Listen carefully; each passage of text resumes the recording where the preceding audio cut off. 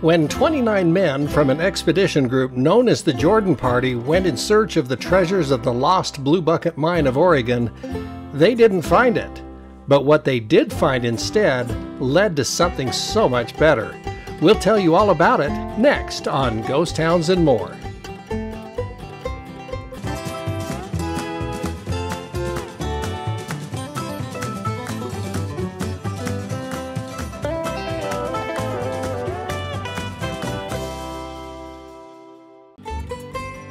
In 1863, a group of men were looking for the lost Blue Bucket gold mine supposedly located somewhere in Oregon. But on May 18th of that year, their search led them to the Owyhee Mountain area in what is now western Idaho, where they discovered gold in one of the creeks. Word got out of this find, and soon settlers and prospectors were flocking to the region. And Silver City was soon established as the favorable town closest to the mining discoveries.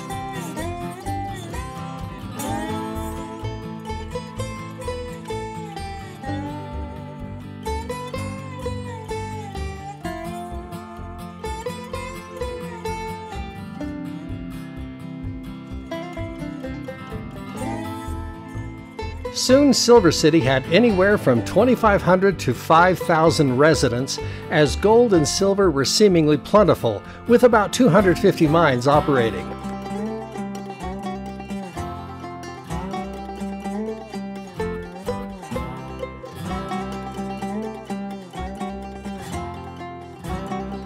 Over 75 businesses sprang up, including general stores, lumber yards, barber shops, saloons, brothels, drugstores, doctors, a tailor shop, photography studio, lawyers, a hospital, and a couple of hotels. A small Chinatown was also established.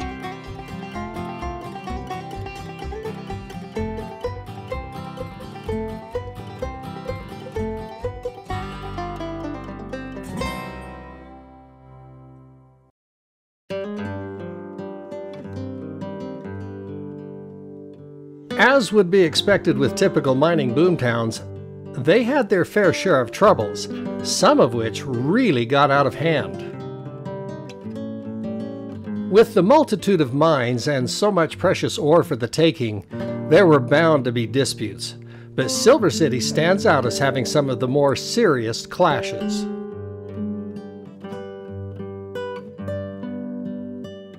In 1865, a miner named D.C. Bryan discovered an outcrop of silver. The problem was that it was next to the pre-existing mining claim owned by the miners Hayes and Ray. Bryan named his new find the Poor Man Mine, but the neighboring mine owners claimed the ore vein Bryan had found was an extension of their own mine.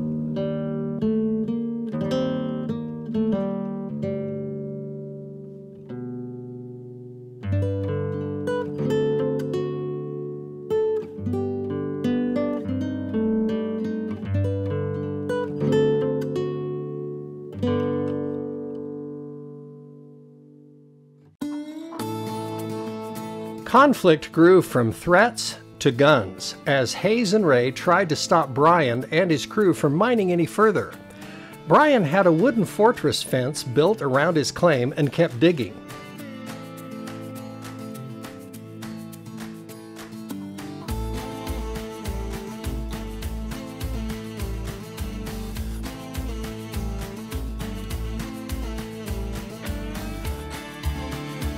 Hayes and Ray opted for legal action instead of violence.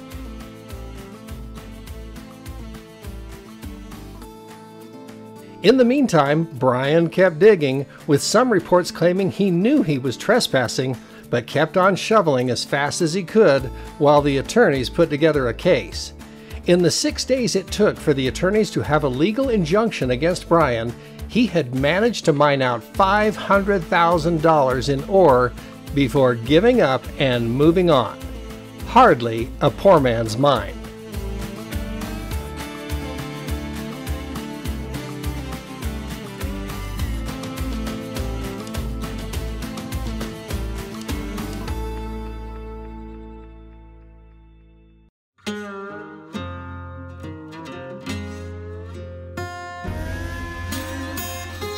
Aside from claim jumping problems, the sheriff in town had wayward people to deal with. In 1884, a horse thief named Fred Woodworth, going by the alias of Doc Chaffee, was arrested and held in the city jail awaiting trial.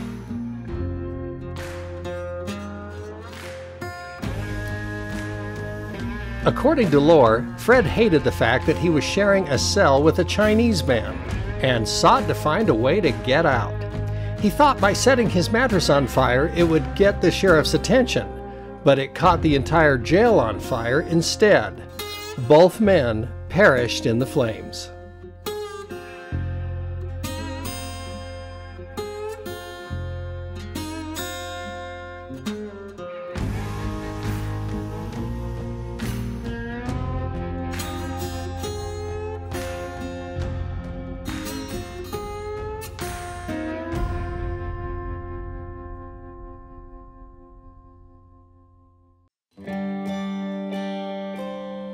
Another incident that was dubbed the Owyhee War began on March 25, 1868. Miners of the Golden Chariot mine digging underground broke through into the Ida Elmore mine, violating an agreement to not trespass into each other's mining territory. Rather than resolve the dispute peacefully, gunfire erupted and a small-scale war broke out underground, killing 2 miners.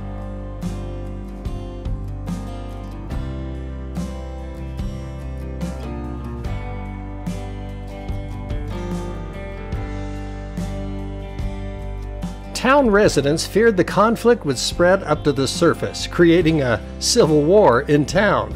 But when word reached Governor D.W. Ballard, he threatened to send military troops in if the men didn't stop.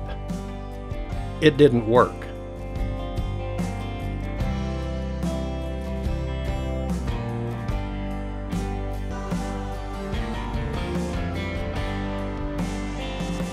Finally, on April 4th through April 8th of that year, 95 military troops moved in with a cannon, and it was enough to convince the men underground to put a stop to the fighting.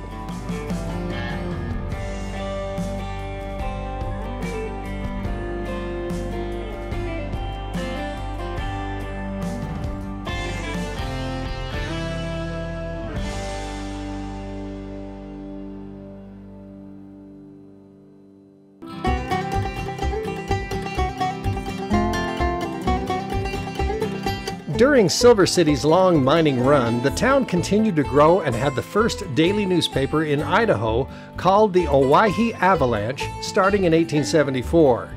Telegraph and electrical service soon came to the town and the atmosphere was lively.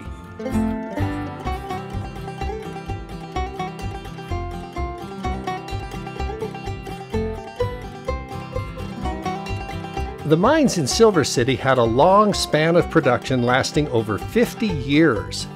After 1912, the mines began to play out. $60 million of ore had been taken from the area, with over 70 miles of tunnels underneath the mountains.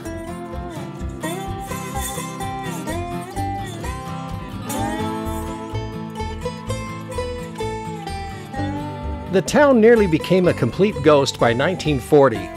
And although all the mining activity has stopped and faded into the past, some residents still call Silver City home. The town is preserved in a non-commercialized state.